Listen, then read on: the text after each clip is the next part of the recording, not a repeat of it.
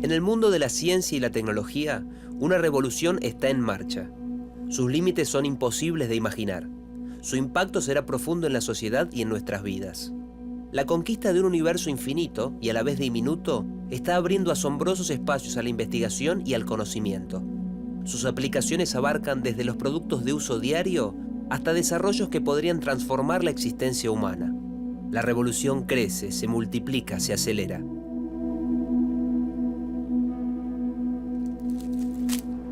Todo esto se puede resumir en un solo término: nanomateriales.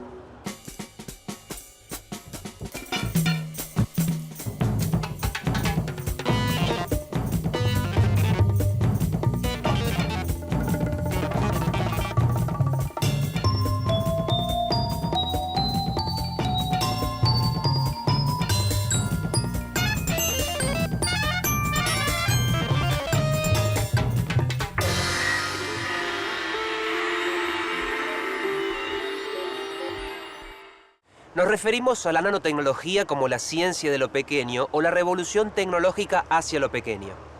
¿Pero a qué deberíamos considerar pequeño?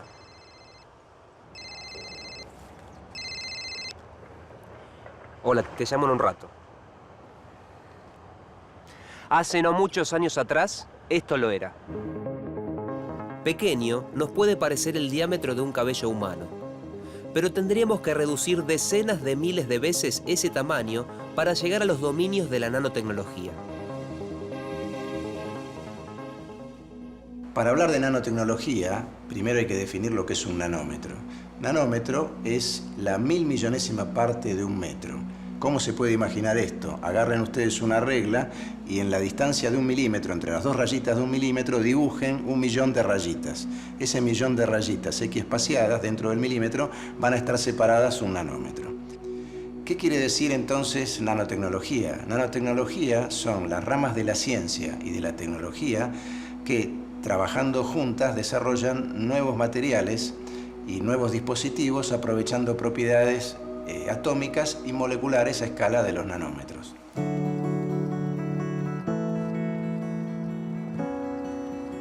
¿Qué relación hay entre una nanopartícula de oro, una pelota de fútbol y nuestro planeta? Una relación de proporciones. La pelota es la misma cantidad de veces más chica con respecto a la Tierra que la nanopartícula de oro en relación con la pelota.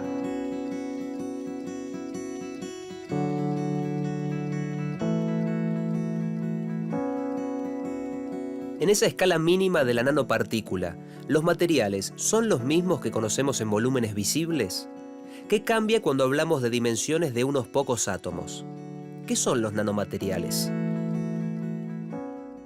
Cuando un sistema tiene unos pocos átomos, y cuando hablamos de pocos son centenares o miles, las propiedades de los sistemas y las partículas cambian totalmente. Las propiedades magnéticas, las propiedades ópticas, las propiedades eléctricas y aún las propiedades químicas, por ejemplo las propiedades catalíticas, son totalmente distintas. Ahí nacen o tenemos los nanomateriales. Así que los nanomateriales son aquellos en los cuales introducimos nuevas propiedades, introduciéndole nanosistemas. Acá traje un ejemplo, que esto es una cosa absolutamente experimental todavía, pero esto es un hormigón. Los hormigones, como no se flexionan porque se fracturan, se rompen. Ahora, este hormigón tiene una capacidad de flexión muy alta, es decir, 10 veces más que un hormigón común. ¿Y por qué? ¿Cuál es el secreto? Y el secreto son nanotubos de carbono, que se incorporan en el proceso del hormigón, forman una estructura y hace que este material sea mucho más elástico que el material tradicional. Durante una histórica conferencia en 1959, el físico Richard Feynman pronosticó que cuando se pudieran fabricar y manipular materiales de dimensiones atómicas o moleculares, se harían importantísimos descubrimientos.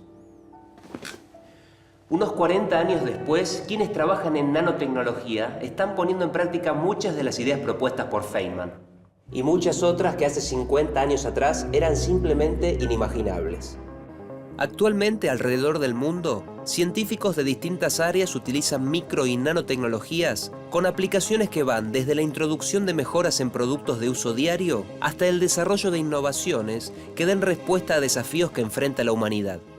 Se denomina ciencia horizontal el trabajo interdisciplinario entre profesionales de distintas áreas que forman un equipo de trabajo. En la actualidad, los grandes problemas que están pendientes de solucionar en la ciencia se tienen que abordar de una manera interdisciplinaria y de esa manera el impacto, la solución va a ser mucho mayor. En la actualidad se comercializan varios artículos desarrollados utilizando nanotecnologías. Solo en el área de salud y de belleza en 2006 ya existían en el mercado mundial 125 productos. Los más comunes, cosméticos con nanopartículas para favorecer su absorción y pantallas solares.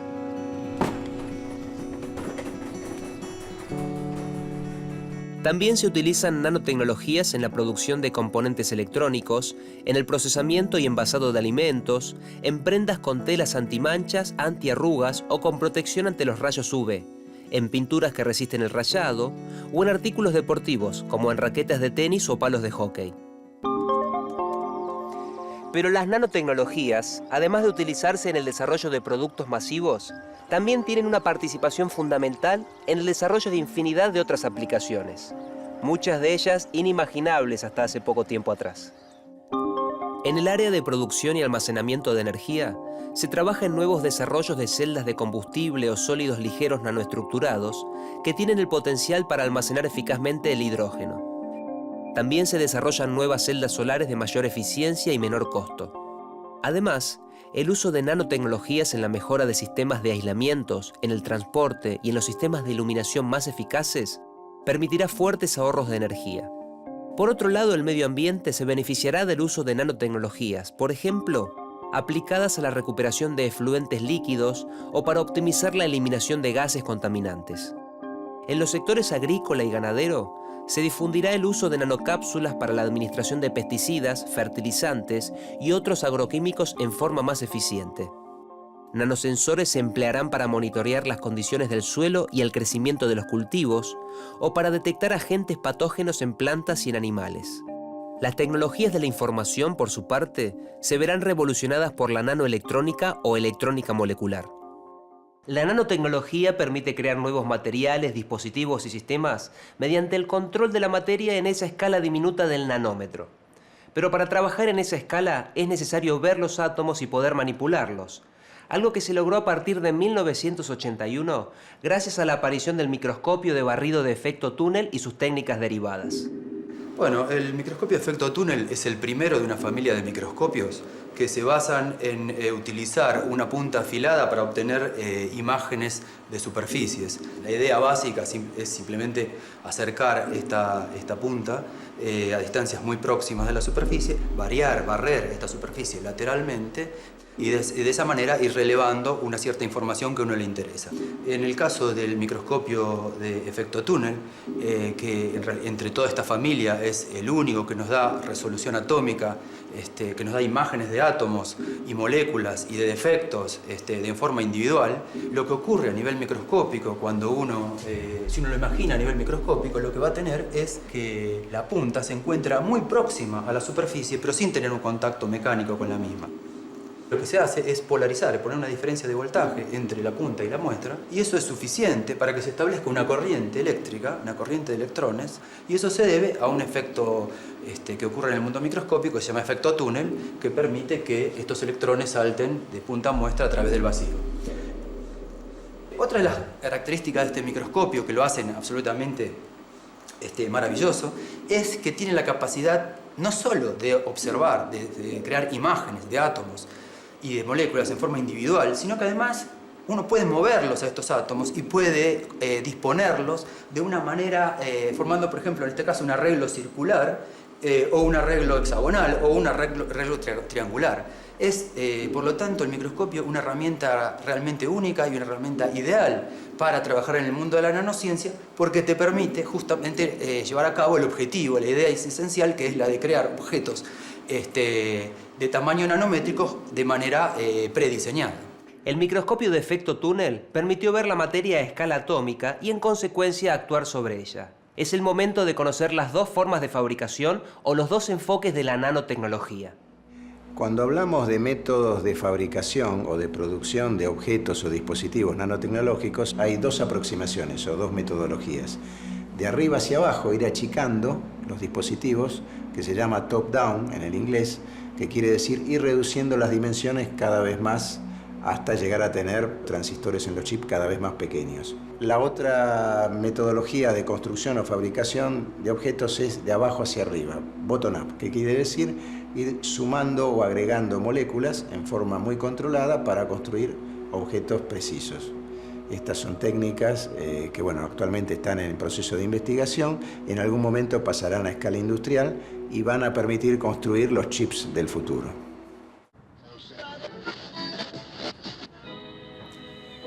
¿Cuándo fue que se inició ese camino hacia la reducción de tamaño, la miniaturización, el llamado de arriba hacia abajo? En los años 40 existían radios de válvula como esta. En 1947 se inventó el primer transistor y uno de sus resultados fue esta pequeña maravilla, la radio de transistores. Pero se considera que la carrera de la miniaturización empezó en 1958 cuando se presentó el primer circuito integrado. Desde fines de los 50, la microelectrónica fue incorporando cada vez más transistores en un mismo chip. En 1965, uno de los fundadores de Intel, Gordon Moore, predijo que el número de transistores que podrían integrarse en un chip se duplicaría cada 18 meses. Esta llamada ley de Moore fue cumpliéndose en forma aproximada, pero también fue casi un objetivo autoimpuesto por los fabricantes. El primer procesador de Intel apareció en 1971. Era el modelo 4004 con 2250 transistores en su interior. Actualmente, un solo chip puede contener decenas de miles de transistores y son comunes los microprocesadores con tecnologías multicore de más de 1.000 millones de transistores. Pero, ¿cuál será el límite por este camino de arriba hacia abajo? ¿Cuál será la barrera de esta miniaturización y qué sucederá cuando se alcance? Cuando hablamos de la microelectrónica y de estos chips, estamos viendo que para el año 2021 se va a terminar, esta reducción de escalas de tamaño que predice la ley de Moore. Pero ya va a haber problemas en el año 2018, siguiendo la ley de Moore, cuando se llegue a transistores de arquitecturas de 16 nanómetros. ¿Por qué va a haber problemas? Porque en esas arquitecturas va a estar tan concentrada la energía en pequeñas dimensiones que vamos a tener que sacar mucho calor de los chips de las computadoras. Bueno, cuando se llegue a esta etapa, alrededor del año 2020, no va a quedar otra posibilidad que empezar a fabricar nuevos chips de nanoelectrónica de abajo hacia arriba, bottom-up. Esto va a permitir entrar en una nueva era de nanoelectrónica, de dispositivos más pequeños y probablemente más innovadores que los que están actualmente. Todo lo que nos rodea está compuesto por átomos, incluso nosotros mismos. A partir de los átomos se pueden construir nuevas estructuras, materiales funcionales o nanopartículas para distintas aplicaciones. Pero en 1 miligramo de materia hay miles de millones de átomos. Manipulándolos uno a uno, el tiempo que nos llevaría a construir algo sería incalculable. ¿Cómo se construye entonces átomo por átomo? Bueno, la segunda aproximación a la nanotecnología es la de empezar a fabricar objetos desde abajo hacia arriba, o lo que se llama la aproximación bottom-up.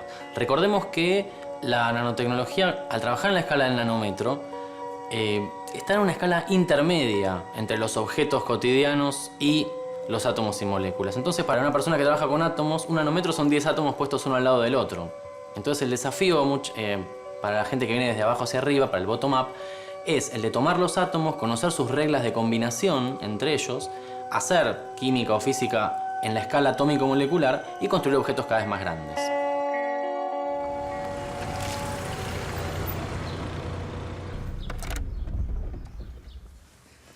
La aplicación de nanotecnologías revolucionará las industrias, las ciencias y tendrá un enorme impacto en la vida moderna. ¿Qué avances permitirá la nanotecnología en la industria automotriz? ¿Cuáles serán las innovaciones que conoceremos en los próximos años? En los automóviles del futuro los parabrisas no se ensuciarán porque serán autolimpiantes. Tampoco se empañarán y además podrán regular la luz que proviene del exterior filtrando la radiación. Materiales como nanotubos de carbono podrán aumentar la eficacia de los paragolpes y a la vez reducir el peso de los vehículos. En lugar de focos, el coche tendrá lámparas extremadamente planas compuestas de nanoláminas lumínicas. En el interior, los asientos, revestidos con nanopartículas de carbono o grafito, serán totalmente ignífugos. Los autos tendrán una serie de nanosensores con distintas funciones, entre otras, detectar a distancia hasta ínfimas trazas de hielo sobre el camino. En los catalizadores que se encuentran en los caños de escape, ya se utilizan nanopartículas metálicas para optimizar la destrucción de gases contaminantes. Las pinturas del exterior, también por la acción de nanopartículas, harán que la superficie repela la suciedad y que sea imposible de rayar. Otra posibilidad que se estudia es la de experimentar con pinturas diseñadas con nanotecnología que puedan actuar como células solares y recargar la batería del vehículo mientras está estacionado. El conjunto de estas novedades permitirá la producción masiva de vehículos más prácticos, seguros, livianos, más ecológicos y más económicos. Vimos algunos ejemplos de aplicaciones de las nanopartículas, pero ¿cómo se fabrican y cuáles son sus propiedades? Se construyen típicamente con procedimientos que son los que se usan en la industria química, precipitación, aerosoles, llama, síntesis coloidal, síntesis de polímeros, una serie de procedimientos que están muy bien estudiados y que son industriales. Y de hecho se fabrican nanopartículas por tonelada en este momento. Uno de los casos típicos es los caños de escape de los autos. En los caños de escape de los autos, para evitar que salgan gases tóxicos como monóxido de carbono o hollín, se ponen catalizadores de nanopartículas metálicas. ¿Cómo se sintetizan estas partículas? Típicamente se toman precursores químicos y después se hace un poco de cocina, si se quiere un poco de cocina molecular, y se obtienen, por ejemplo, en este caso, que son nanopartículas de oro, que son de color violeta, las mismas que hacía Faraday hace 150 años, se obtienen por un proceso muy parecido al que podríamos hacer en cualquier mesada de cocina. Bueno, en estas cocinas, nosotros los nanoquímicos somos los chefs. Imaginemos que con solo 5 gramos de un material obtenemos otro en cantidad suficiente como para cubrir la superficie del campo de juego de una cancha de fútbol. Lo que parece el sueño imposible de un fabricante es una posibilidad concreta. Una nanopartícula, al ser muy pequeña, tiene una gran proporción de átomos en su superficie, en su exterior. Tienen distintas propiedades, los átomos que están adentro de los que están afuera. Entonces, cuando uno fabrica uno de estos materiales, tiene que tener muy en cuenta qué sucede en la superficie, porque la superficie es determinante en las propiedades. En 1 gramo de este polvo hay 1000 metros cuadrados de superficie expuesta. ¿Qué es lo interesante de tener tanta superficie específica? Que podemos ir a un montón de aplicaciones muy buenas. Acá en la Comisión de Energía Atómica, por ejemplo, sintetizamos esferas de óxido de titanio que son muy porosas, absorben contaminantes y después nos ayudamos con la luz para destruirlos. Eso se llama fotocatálisis. Usamos la luz del sol y un nanomaterial avanzado para purificar aguas, por ejemplo.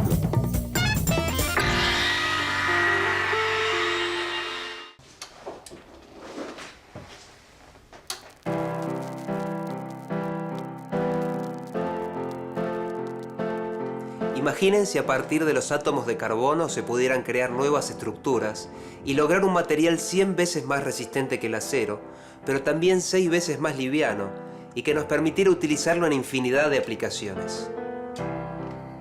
Podrán decir que soy un soñador, pero no soy el único. Otros ya lo hicieron. Entre todas las nanoestructuras que tenemos, que hay una gran variedad, cabe destacar los nanotubos de carbono y los fullerenos. Un nanotubo de carbono es un arrollamiento de un plano de grafeno sobre sí mismo para formar un tubo a escala nanométrica. Acá vemos un dibujo ampliado de lo que sería la estructura de un fullereno. Por ejemplo, acá vemos como una pelota de fútbol. En estos vértices están ubicados los átomos de carbono que conforman la molécula. Acá vemos cómo el plano original de grafeno, donde podemos imaginar a los átomos de carbono ubicados en los vértices de los hexágonos, se arrolla sobre sí mismo para definir un tubo a escala nanométrica que constituye un nanotubo de carbono. ¿Por qué son interesantes los nanotubos de carbono? Los nanotubos de carbono tienen propiedades mecánicas impresionantes, como por ejemplo la que vemos en esta imagen, donde podemos lograr que los dos extremos sean sujetos en el medio por una cadena unidimensional de átomos de carbono. Acá vemos una recreación de computadora de lo anteriormente mencionado, donde en esta simulación está dibujado lo que corresponde a una cadena de átomos de carbono de 8 átomos.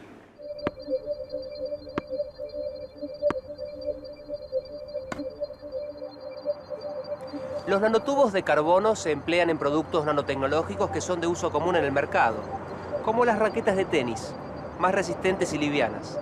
También se estudia su utilización en prótesis que no causan rechazo. Pero además de su adopción para productos cotidianos, aplicaciones médicas o los nuevos horizontes que permitirá a la electrónica, el uso de los nanotubos de carbono ya trasciende la superficie de nuestro planeta. La nanotecnología y la microtecnología tienen un montón de cosas guardadas para usar en las misiones espaciales.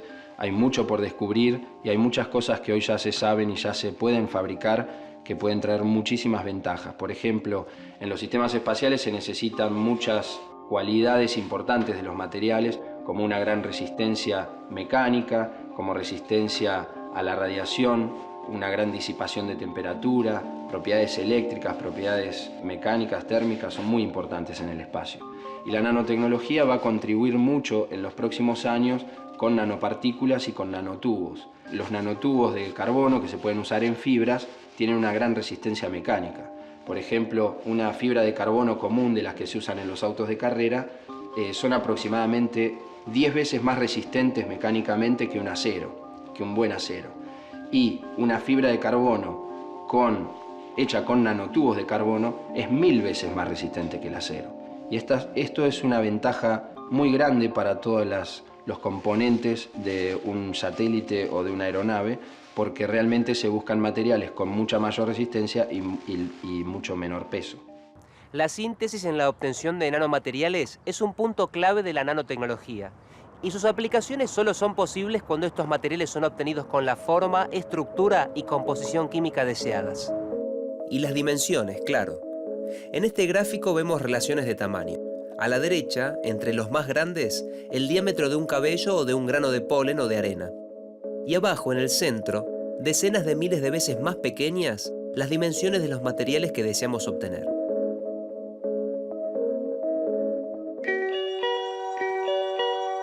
Para producir nanomateriales se utilizan objetos similares a estos moldes, recipientes, coladores, pero claro, en tamaños que solo podríamos ver en un microscopio electrónico de efecto túnel, porque son unas 100.000 veces más pequeños que estos, y no son recomendables para cocinar. Aunque se utilizan, por ejemplo, para obtener nanotubos de óxidos magnéticos a partir de un método novedoso.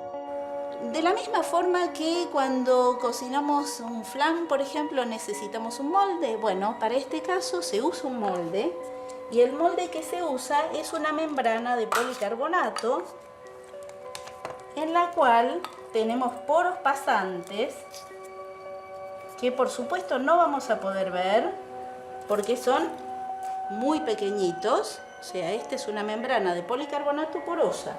Esa membrana de policarbonato porosa la ponemos en un portafiltros con un líquido alojado en una jeringa, la llenamos y tenemos un molde plástico que en los poros contiene un líquido con los iones, o sea, con la composición de los óxidos que queremos conseguir. Esa película plástica que ya tiene en su interior la solución que queremos, con los poros llenos de líquido, se ponen en un horno de microondas para evaporar la solución y nos van a quedar partículas en la superficie interior de los poros. Después de eso se ponen en un horno y como este es un plástico, se quema totalmente dando dióxido de carbono y agua y nos van a quedar los óxidos que buscábamos.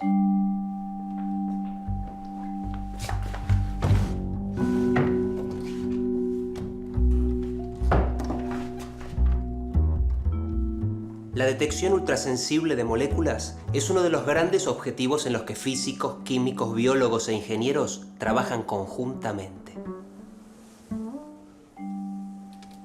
Porque detectar e identificar una única molécula tendría aplicaciones de enorme interés para infinidad de áreas.